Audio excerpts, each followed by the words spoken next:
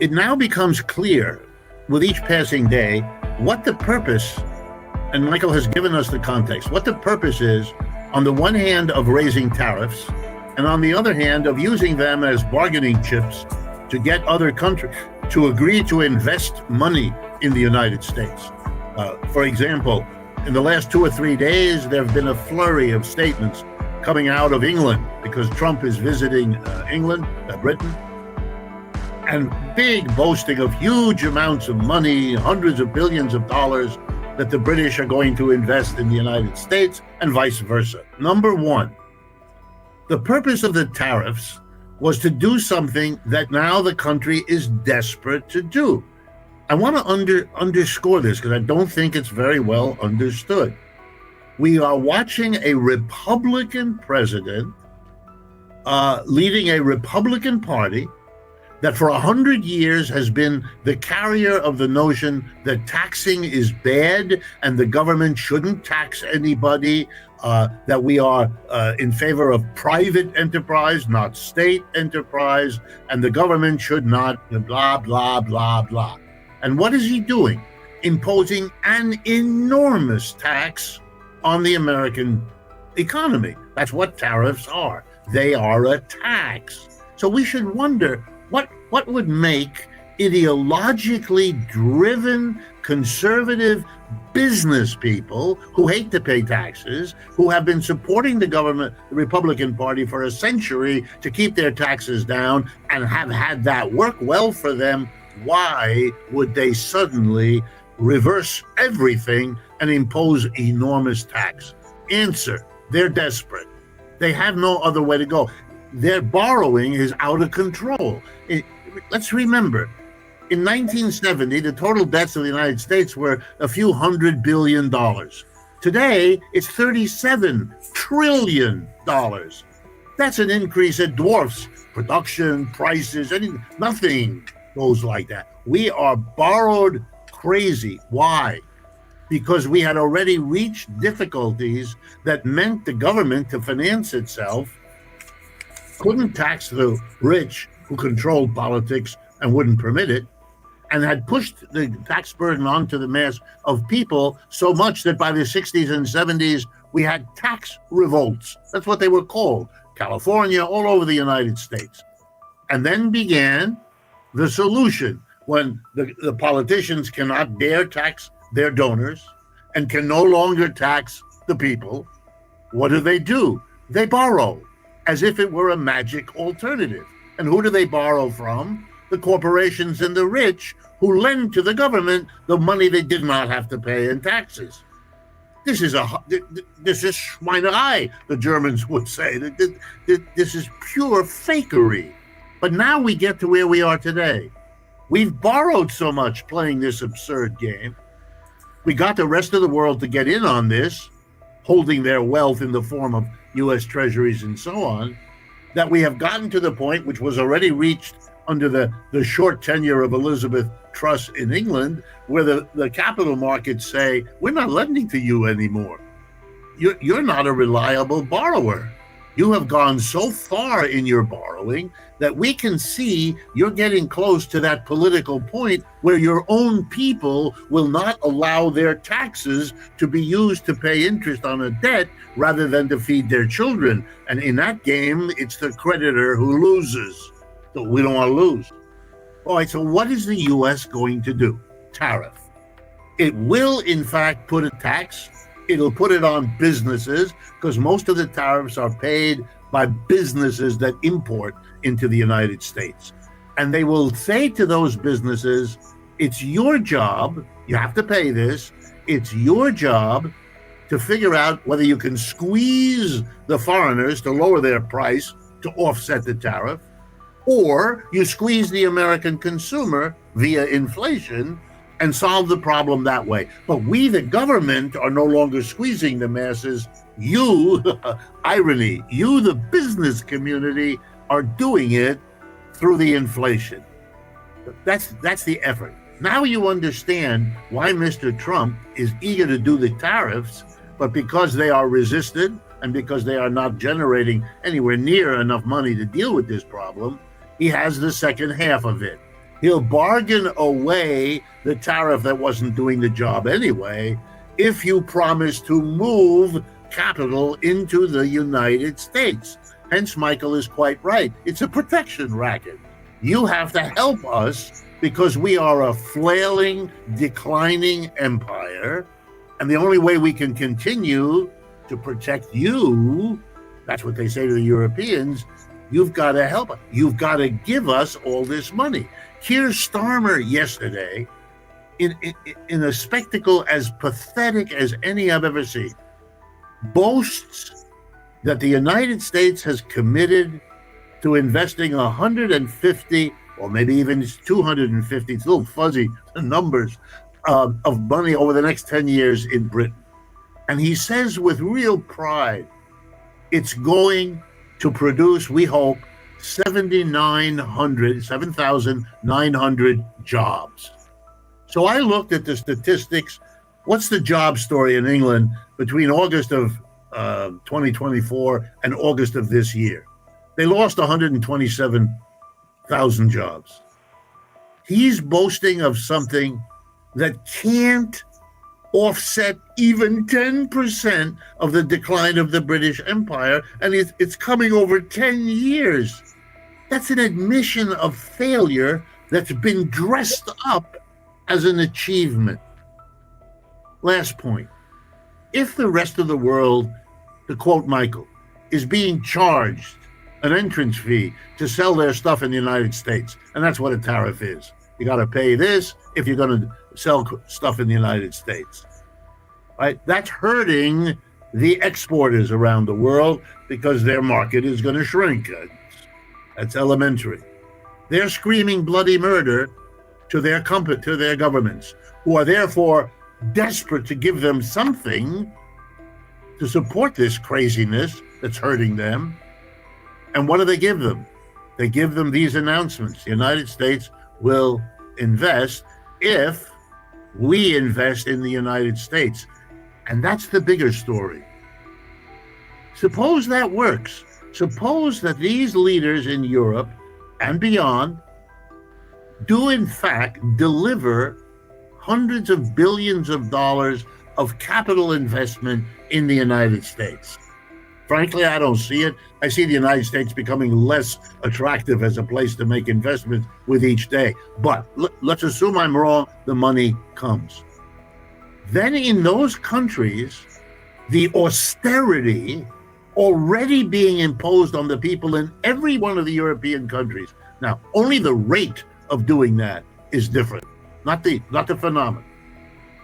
In that country, it will be possible for the radical left opposition, and for that matter, perhaps also the right opposition, to say what we would say here. We have leaders who have arranged that the money that might have been invested to create jobs in our country has instead been shipped over to that other country. And why? Because it has been smacking us with tariffs. This is impossible. You will not survive politically when that is the program that you are effectively running. Well, Richard, let me give a particular example of the point that you just made that ties it together. I think an example can sort of walk the audience through. Your first point was the tariffs are a tax on consumers. Well, quite right. Well, what does America import that affects the farmers? Let's go back to the farm example, because that's where everything converges more or less. Well, America imports an enormous amount of fertilizer, including from Russia, but it also imports farm machinery. And one of the problems is that the collapse of the soybean market means a collapse of the income and the ability to buy new farm machinery for companies like John Deere and Company that has just laid off, I think, over 1,000 or 2,000 workers because the farmers don't have enough money to buy new harvesting equipment. They're trying to buy old harvesting equipment. But much of this harvesting equipment is not only produced here by John Deere, but it's produced in Germany.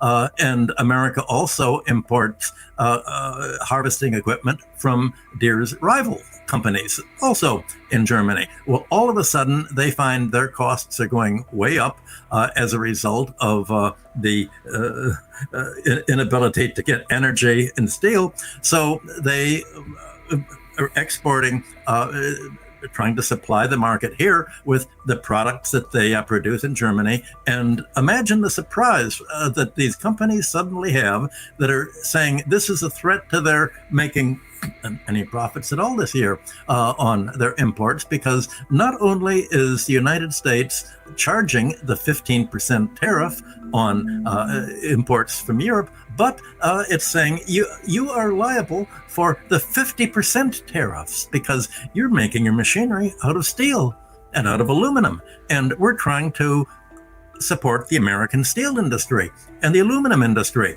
because that's the only labor union that I can get that actually is going along with my pretense that my policies for the wealthiest 10% are really the policies for labor. I need to make a narrative symbolic act, and so my symbolic act is going to sacrifice an all American industry that makes its products out of steel and aluminum.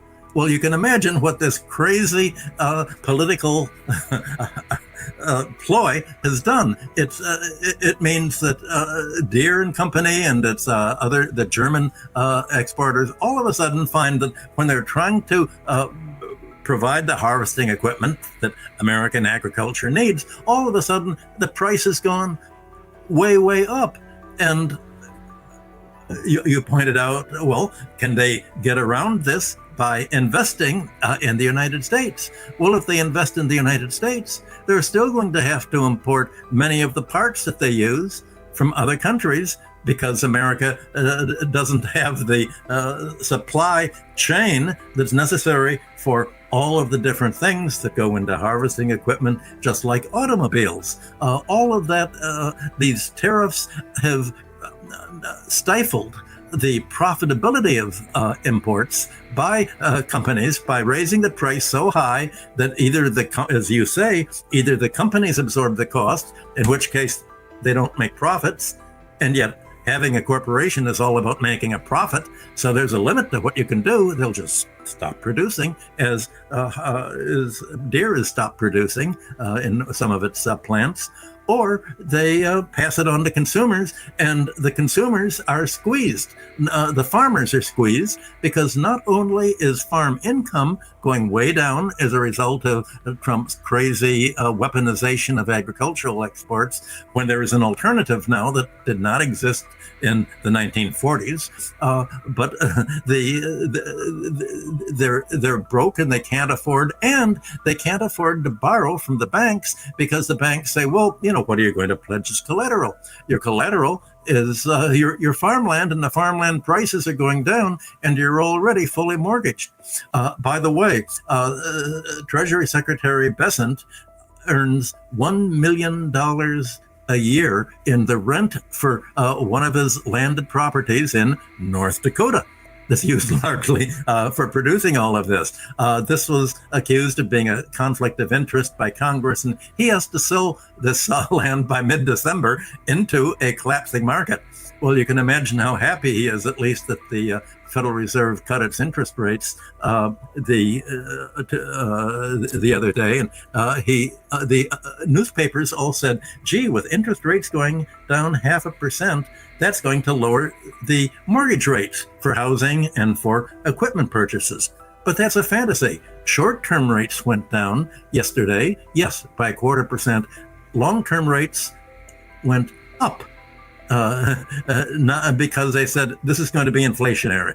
We're not for the short term. You can lower the interest rates, but we're not going to buy long-term bonds, because the living in the short run is going to lead to a huge inflation just as you described, Richard, the inflation from cutting taxes on the rich and stifling the rest of the economy by tariffs and all of the other things that Trump's doing, ending government support of all of the social programs and the medical programs and the educational programs that it's been doing. You're finding the American economy is turning into something just like you've described in the German and European economies. It's almost economic suicide, except they don't know that it's suicide. The pretense is that there's a narrative that's being created of junk economics that pretends that all of this is going to work out, and it's a cover story trying to cover up the actual dynamics at work, which we've been talking about for the last hour. I also think, I don't want to over push it, but I do think that there is a self-delusion going on here, that the top 10% of the people play the stock market, they own the most of the shares, they are the CEOs, they're related to them and all of that. And for them, they hold on to a lot of their wealth. It's the other 90%.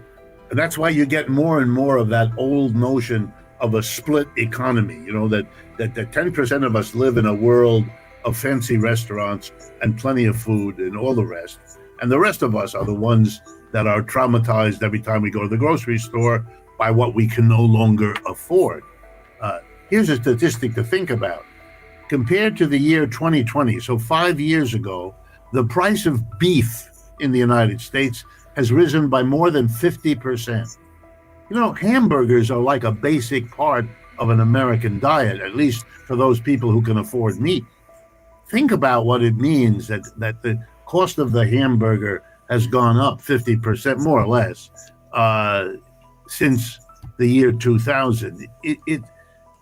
You're seeing a division which explains our politics, but it's a division that I don't think is sustainable, neither by the ideology here, which keeps promising that this situation will continue, even though the foundation of it, as we're trying to show, is harder and harder. And I see some of these policies as kind of wild Trump type, if I can use the football metaphor, of the Hail Mary pass. You're going to attack Iran. Maybe you can win. Maybe Iran disappears. Maybe the West can snatch all of the oil in Iran, blah, blah, until the Russians point out, we have a deal with the Iranians. If you really come here, we're going to have to fight with you. And one thing we can assure you, you'll never get that oil. What do?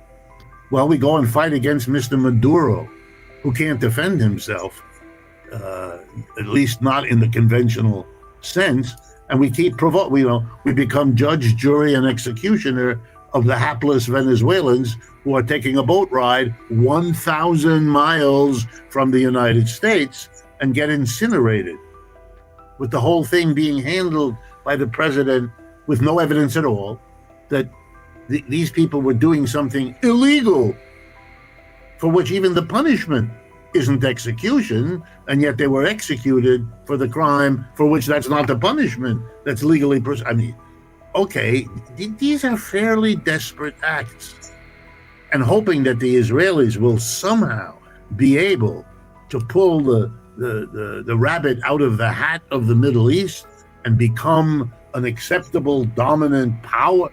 Really, you have got to believe in lots of magic to line up your policies in that way.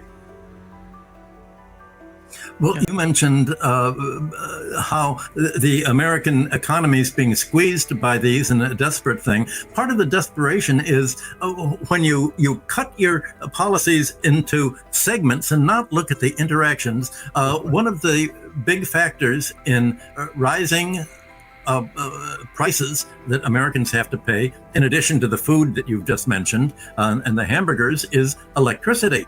And that's gone way up, largely because Trump is pandering to his MAGA crazies who insist that there's no such thing as global warming.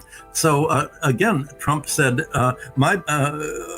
if we're going to put all of our faith in controlling the world of the oil industry, I'm going to support the oil industry and my mega base by saying, stop all of the investment that we're doing in wind power and solar power. So he's withdrawn the American government support for wind power that had been increasing it. And he's also ending the support for solar power because China produces, has a great scientific advantage in producing solar power. And the result is that by opposing global warming is a big factor in disrupting the economy, but also Trump's support for trying to increase the computer automatic intelligence monopoly is projected as being largely responsible for an enormous increase in electrical usage, which is going to raise electrical prices. And already the electric utilities in this country are raising their prices because one of the Trump policies to please his 1% constituents that we didn't mention is the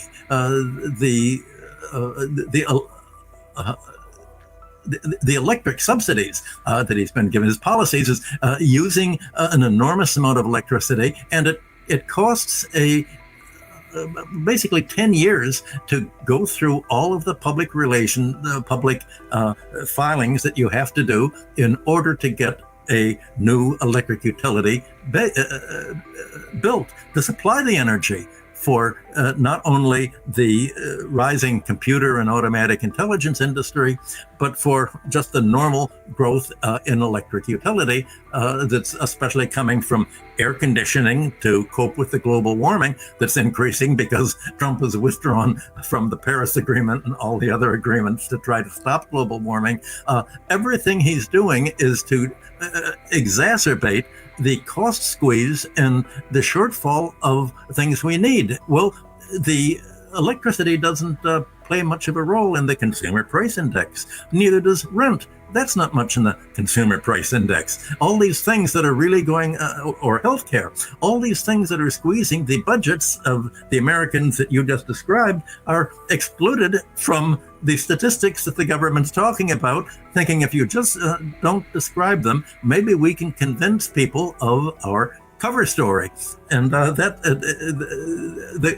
it's as much of a fantasy as the American hot war against Russia, saying, well, we're really winning in Ukraine because Russia's economy is falling apart. So it's not falling apart because it's a self-sufficient economy. It produces all of its own needs instead of becoming import dependent, thanks largely to the American sanctions that it's imposed. By imposing sanctions on the rest of the world, America has enabled other countries to respond out of need to become independent of the U.S. market. So Trump has essentially created a situation where the rest of the world is independent. And as Trump copes with this by making even more demands that are unrealizable in practice, the more he's isolating the American and European NATO countries and their allies from the whole rest of the world. So we're seeing all of the convergence of all of these bad policies to support special interests, to support the oil industry, to support Wall Street, to support the banking industry, to support labor unions that support Trump. All of this is basically falling apart. And it's causing the American economy to fall apart slowly, a slow crash, but a crash that cannot be reversed without a radical change, not only in the economy, but in the whole Constitution and the whole way in which the legal system and political system that is responsible for this mess.